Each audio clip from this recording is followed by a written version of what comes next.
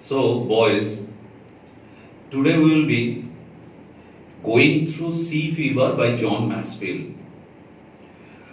It is one of the finest poems that John Masefield has ever created.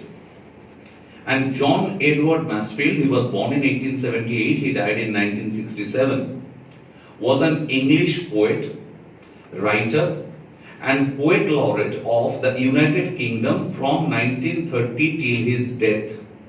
Now let me share with you a very specific information that beginning from 1930 up to 1967, so 37 years he has been the poet laureate. And this is the second longest tenure ever enjoyed by any poet in England. Before him, the longer tenure was served by Tennyson. So 37 years holding the post of a poet laureate, and it speaks volumes about the quality of this great poet. And he is also remembered as the author of the children's novels The Midnight Folk and The Box of Delights. Now the poem speaks of the excitement the poet feels at the anticipation of sea voyage. I will be coming into the details. The passionate description of the seascape reveals the eternal desire of man to seek the splendor of nature. Now let me tell you, actually this particular poem, Sea Fever, it has been transformed from a normal poem into a classical one, a magnificently lyrical poem, as the poet has used multiple tricks. Say for example, tricks in the use of figure of speech. He has made use of alliteration. He has made use of personification. The sea has been personified. And at the same time, he has used primarily iambic pentameter. You are not supposed to understand such things in great detail though. I am just telling you so that it remains there in your mind somewhere. Because when you grow up, you will probably be exploring this kind of meters and rhythm and rhyme all by yourself. And those who will be pursuing your career in English, you will find some help through this.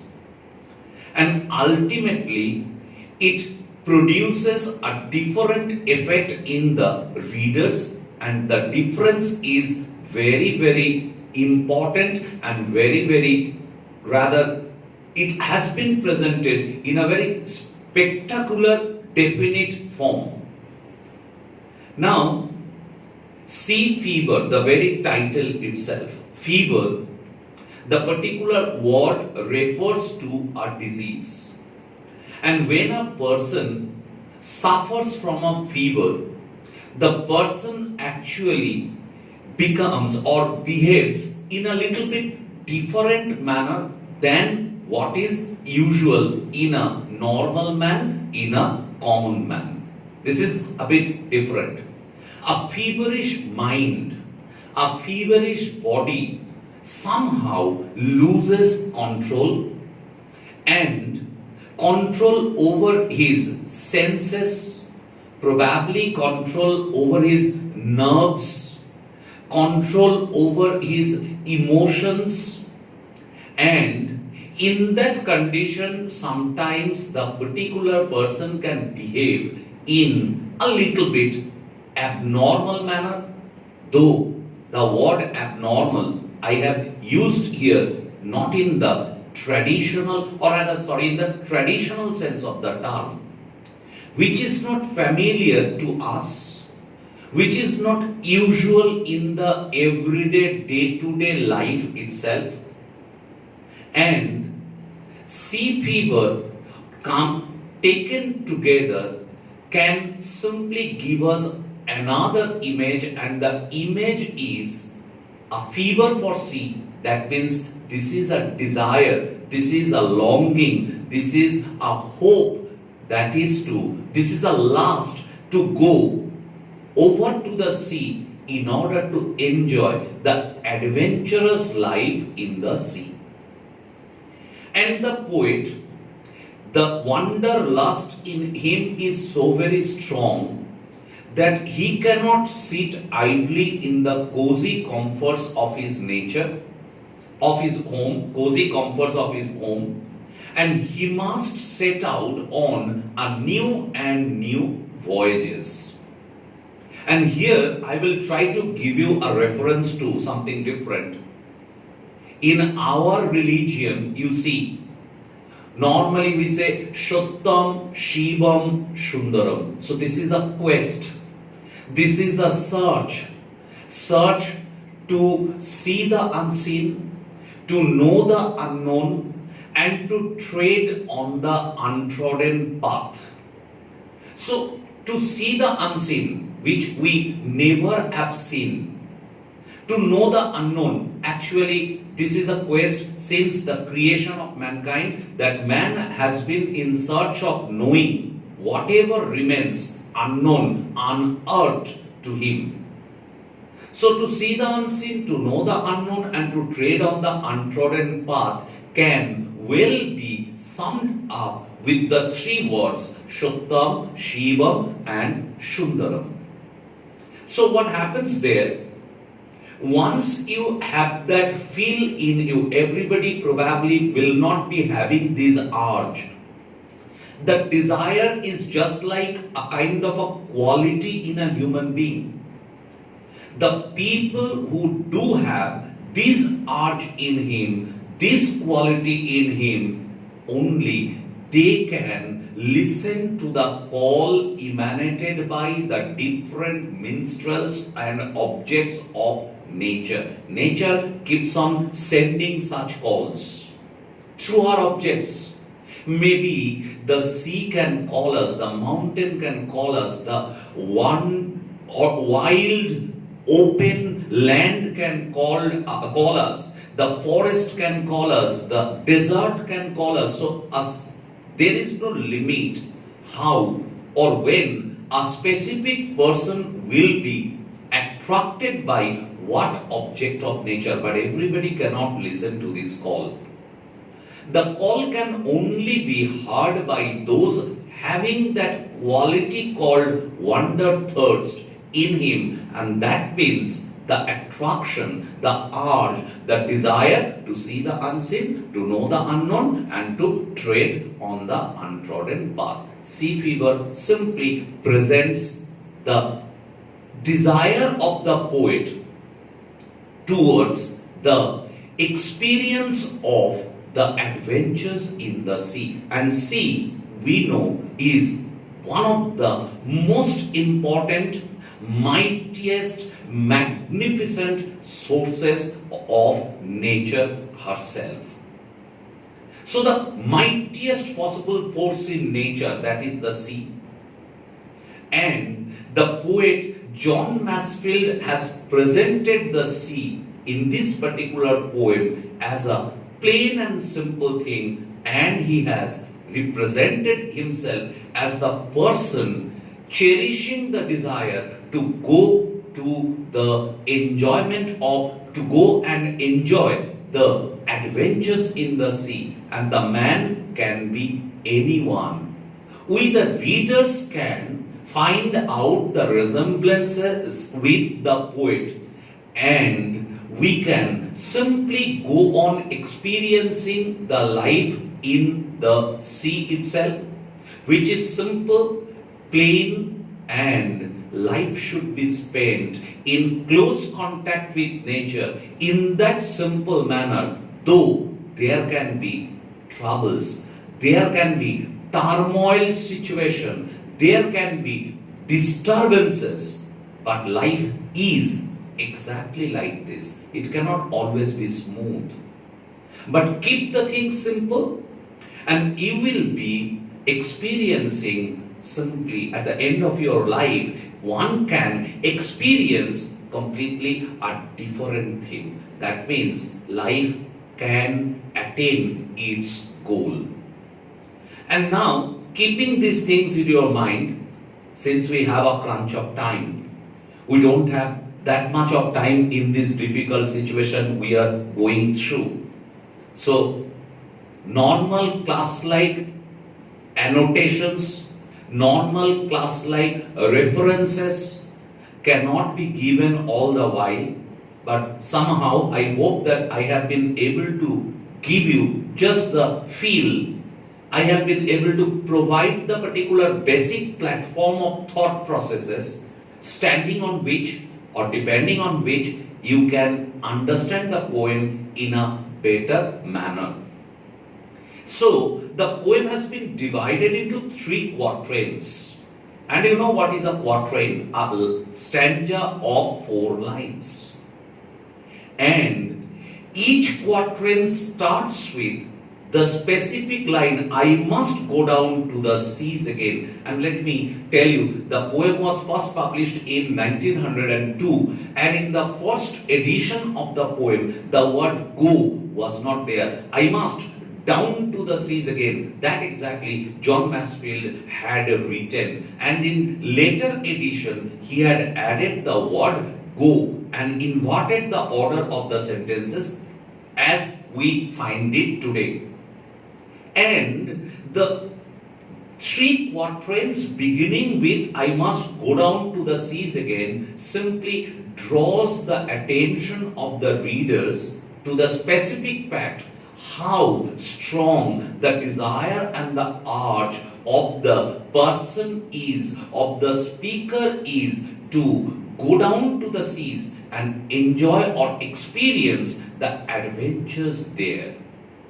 And I must go down, must the particular auxiliary, the helping verb, we know it refers to a certainty and giving us a clear indication that we cannot simply sit idly enjoying the cozy comforts of our nature or of our home. We must not be able to, we cannot simply sit in our homes. We must go down. It's mandatory for us. And I was talking of this. If the quality of wanderthirst is there in a person, the person behaves in a lunatic manner, the person behaves in a feverish manner, and he must respond to the call of nature, here to the call of the sea. And go down to the lonely sea and the sky, plain and simple image of the sea itself. It's a lonely sea because the vast expanse, the magnificent expanse of the sea. Just think, even a Titanic took hardly 40 minutes to sink in the sea itself. So size doesn't matter here. The sea is so vast, the sea is so wide that in the sea we always are helpless and simply at the mercy of the most powerful object or source of nature, and that is the sea itself. And it's all forlorn, it's all deserted, it's all lonely, and the sky. So think of the horizon. Horizon refers to the imaginary place, imaginary meeting place of the land and the sky. And here the lonely sea and the sky meets at a distance, imaginary, in an imaginary manner that can be viewed if you are on the sea on a particular trip or taking a voyage on a particular ship. And all I ask is a tall ship and a star to steer her by. So 2 lines, the first 2 lines, creating a kind of a couplet. So sky rhyming with by, and all I ask is a tall ship. Tall referring to a sturdy one, a strong one. So the ship must be equipped properly in order to withstand the adverse conditions on the sea. Because you cannot simply take a raft and cross a sea. This is something impossible. So the tall ship, the sturdy one, the strong one, it is necessary for undertaking a sea voyage. And the star, the poet, referring to the pole star, the north star, to steer her by, that means to guide her by. And we know during the daytime, observing the course of the sun, the mariners or the crew in a ship can decide their direction, but during the night, they depend on the pole star, they depend on the north star. So two simple things necessary: the tall ship, the strong ship, the sturdy one, and the north star during the night, which will help him find out the proper direction and ply towards the proper way. And the wheels kick. And already we have seen, I was in the beginning talking of alliteration. So a tall ship, S beginning with S, and the star, another word beginning with S, to steer, another word beginning with S, and the alliteration by using the three words all beginning with the letter S produces the musical effect of this specific poem. And the wheels kick. And that is simply the waves lashing against the starboard or lashing against the ship itself. So the wheel can get a kick back. That means the ship can be uncontrollable at times because of unfavorable weather condition on the sea. We cannot expect that all the while the ship can be plied very normally in a copybook style, cannot be done. So there can be rough weather, there can be stormy condition, and in that condition something can go beyond our control. So there can be a kind of lashing back by the sea itself. So the wheels kick and the wind's song. Just think of it. The wind blowing hard, and to us it can be terrible thing, but to a mariner, to a person in love with the adventures in the sea, the sound of the song simply sound of the wind appears to be a musical note, just like a song, something to enjoy, something to get pleasure out of. And the white sail is shaking, and the ship is having a white sail, and the sail is shaking, fluttering rather. That should be simply called fluttering on account of the strong blow of the wind. And just try to feel how John Masefield, with the three images, the kicking back of the wheel, the song of the wind, and the shaking, the fluttering of the white sail, simply has represented the whole visual image of the sea right in front of us. And a grey mist on the sea's face and a grey dawn breaking. So the first thing that you need to notice here is the use of personification. John Masefield has personified the sea by using the phrase the sea's face. So there has been a grey mist. And we know the color grey represents actually the kind of depression, frustration, or dejection. So grey color signifies dejection, depression, or frustration. So there can be at times very frustrating and depressing situations on the sea. But at the same time, we can provide another annotation in this place. So the grey mist covering the sea's face actually adds to the mysterious element of the sea. The sea is mysterious. Maximum portion of the sea has not been explored. It is not known to even the wisest possible race, the human beings.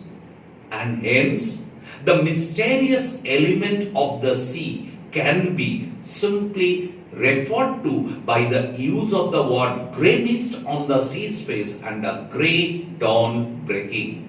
So the starting of the voyage normally always should be done in the time of dawn, because the beginning of the day refers to also the beginning of our life's journey. So the poem has multiple layers of explanation. Normally, from our exam perspective, we will be explaining the poem as it is. But keep in your mind that the journey or voyage on the sea can be equated with our journey of life, where everything is not smooth. We try to keep going, but sometimes we face obstacles. We face hostile situations. We face odds and adversities. And only those people who can brave the situation, who can face the situation, can complete the journey of life, can attain something significant at the end of their life altogether. So this is the first stanza, the first quatrain. I must go down to the seas again, to the lonely sea and the sky, and all I ask is a tall ship and a star to steer her by. And the wheels kick and the wind song and the white sail is shaking, and a grey mist on the sea's face and a grey dawn breaking. So I hope you have understood word for word the implication of the particular first stanza. And now we are moving on to the next one, which also, as I have already said, began with I must go down to the seas again for the call of the running tide. So running tide, the current itself of the sea. And in your geography, you are in the habit of reading the multiple directions of the tide, the current in the sea, etc., etc. So, one of the finest forces in nature, and the call of the running tide is so very loud and clear, is a wild call and a clear call that may not be denied. And this particular call given out by the tide in the ocean, it's a wild call and it's a clear call. Here, wild is synonymous to the word loud. So it's loud and clear, and it is so powerful that it cannot be denied. I have been repeatedly telling you this from the beginning of this particular poem. So it is a kind of a quality, that wanderthirst or wanderlust, the desire, the urge to see the unseen, to know the unknown, and to tread on the untrodden path. And if a man possesses this quality, he cannot sit idly in the cozy comforts of his home. It cannot be done. And if you think of the great adventurers or explorers, think of Livingstone. And probably you know the last part of his life he did not spend in luxurious accommodation among his known familiar people. Rather, he spent the last part of his life in the middle of African deep forest and accompanied by the tribes in the middle of that forest itself. Probably you have heard of George Mallory. I am simply so very much in love with the adventures of this man. Nobody ever has come to know whether he has successfully climbed up the Mount Everest, but he is called the greatest possible climber ever been born on planet Earth, George Mallory. And this is the indomitable nature of man, the courage, the desire that this kind of people do have. You cannot douse their spirit. Come what may, whatever may be the magnitude or dimension of their adversity or hostility, they will try to break the situation. Thank God, people like Columbus had been there on planet Earth.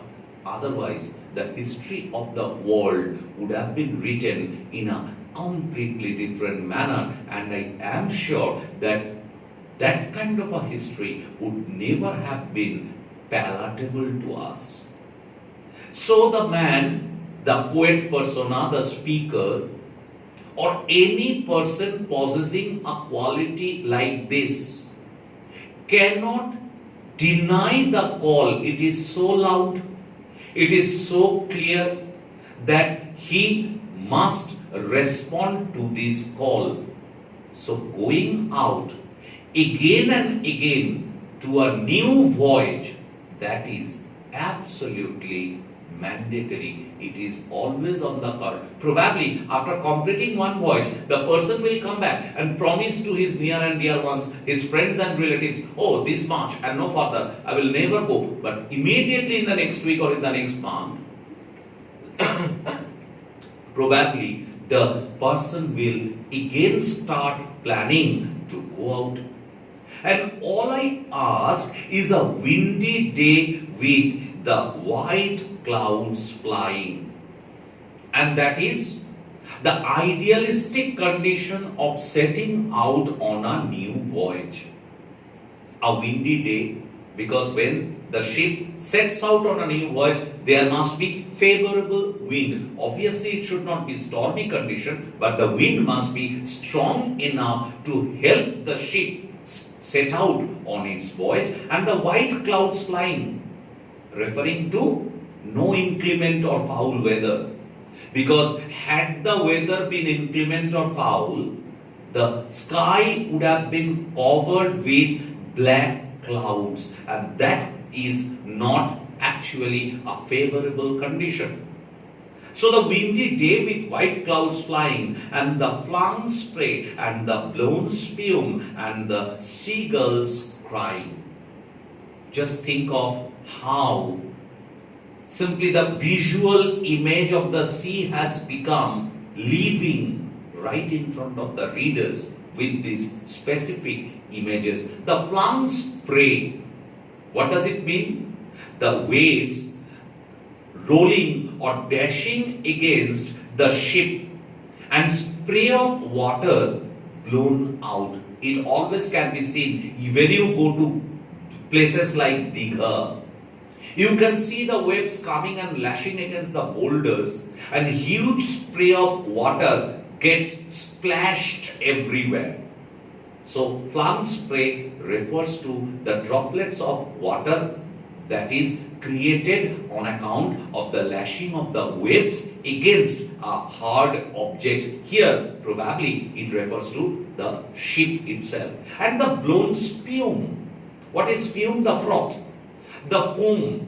On account of the waves on the sea, we always see a kind of white foam floating on the surface of the water itself, and that is being referred to as the blown spume.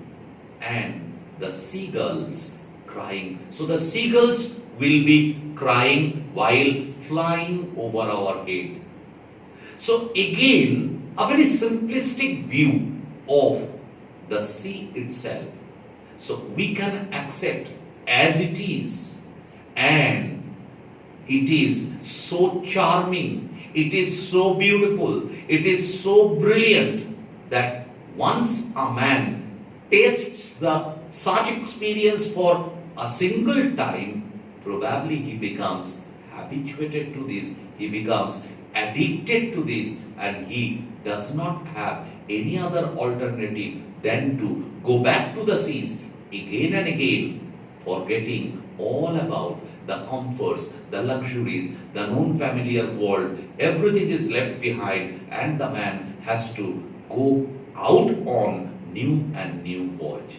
So this is the second stanza. I'm reading it. I must go down to the seas again, for the call of the running tide is a wild call and a clear call that may not be denied. And all I ask is a windy day with the white clouds flying, and the flung spray and the blown spume and the seagulls crying.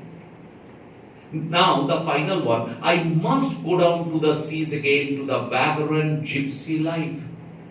Now, gypsy, who are gypsies? The nomads, the vagabonds, and they too have a vagrant life. That means, since the gypsies do not have a specific dwelling place, they move from one place to another. They are drifters, and at this point, it would not be actually out of the context to refer to you that in the beginning, for almost 25 to 30 years of his life, John Masefield himself has been a drifter. He kept on moving from one place to another, and Masefield was actually a mariner as well. He worked on multiple ships as member of the crew, and ultimately he got down to US during one of his voyages. And he moved a lot, and at this point of time he started writing seriously. So we can simply say that these are all original life experiences of this particular poet. So the vagrant gypsy life, a nomadic life, it also provides a kind of a sense of freedom. In the sea, the ship cannot simply get stuck to a specific harbor or a specific place. This is not the job of the sea. It keeps on sailing from one place to another, and this sense of freedom that probably the gypsies enjoy can be enjoyed if someone undertakes a voyage to the sea. And to the girl's way and the whale's way, where the wind is like a whetted knife. Just think of it. The girl's way and the whale's way. So I was talking of to trade on the untrodden path. So what kind of voyage he will be undertaking, the route he will be following? No known and familiar path. Not according to any familiar route. Rather, he will allow the girls to guide the way, the whales to lead the path in the sea, where the wind is like a wetted night. Now, this is in sharp contrast with the tranquil atmosphere that we have already seen in the poem. Wetted night is a sharp object. And excess of cold can give us a feeling like this. আমরা বাংলায় বলি সূচের মতো ফুটে যায় ঠান্ডা. So wetted night creates that kind of feeling which is to some extent comparable to extreme chilly wind that can create a sensation like this. So sometimes they will have to ply through extremely cold condition. And I will also ask you to notice how John Masefield has used all the five senses in order to enjoy the different things in the sea. He will be standing on the deck of a particular ship watching the clouds flying as well as the plum spray, the blown spume. He will be listening to the seagulls crying. He will even be with executing his sense of smell and sense of taste as well, probably through the blown spume, through the flung spray. He will have the salty taste of the sea life as well.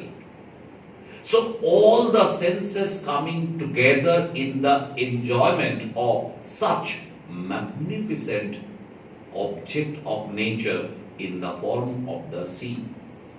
And he would like to enjoy the nomadic life, the vagrant gypsy life, which provides a sense of freedom, where he will not have to definitely pursue a destination.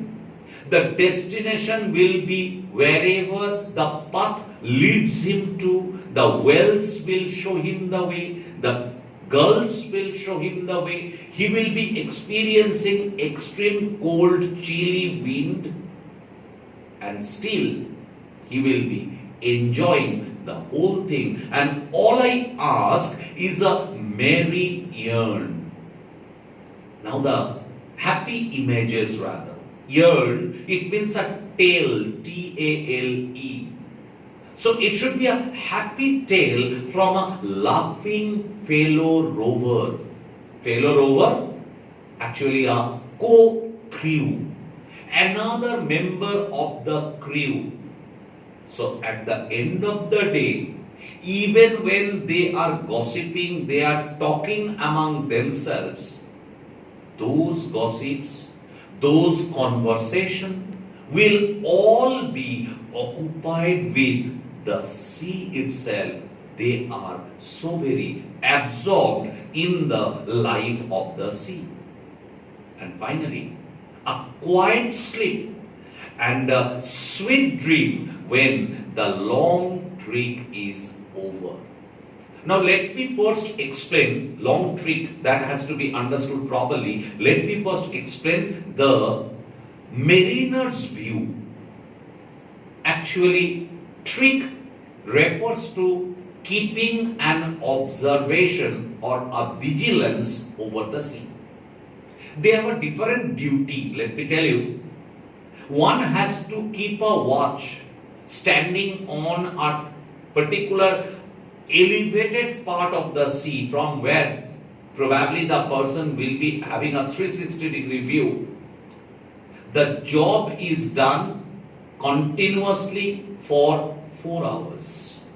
So the watcher, the observant will be keep a vigil on the sea for 4 hours, and then he will be allowed to enjoy his rest for 8 hours. That is the normal mariner's view. This is called the trek. We can also call it the hard work of a member of a crew. Actually, it's not an easy life working in the sea itself. But at the same time, you need to understand the whole poem in this particular line simply assumes the proportion of a metaphor. The long trek can refer to the journey of life. Life itself is a trek. And when will it be over? A quiet sleep. That means the journey of life will come to an end only with death. And before death, as a human being, we must keep on working. And the final rest, the eternal rest, the sweet dream can only come when we die. And in this regard, the voyage simply becomes the journey of life, and one tries to attain salvation, spiritual freedom, mukti, moksha, whatever we say. So overall, John Masefield has presented a very strong view that life spent in close contact with nature in a very plain and simple manner without complicating them, just like just you only have a strong ship, you have a start to steer her by, and you undertake the voyage, you experience the different things. Sometimes the things can go wrong, like the wheels kick back. The situations can be a little bit odd or adverse or hostile. But only those who stick to the job, who face the odds, who actually brave the situations, at the end of the day, that means at the end of the life, can enjoy salvation and eternal peace and eternal bliss or happiness through death. The soul can rest in peace. So, the sea fever, physically you can refer to it as the very strong urge or desire to go down to the seas and experience the adventures in the sea. And at the same time, it refers to the soul's journey, the journey in the life of man in order to attain salvation. So prepare this poem properly and read it. If you have any query, you can communicate your queries in proper channel using proper modalities. So if there is any problem, we can simply explain it even a bit further. And that's all for today. I hope you have understood this specific poem properly. Thank you.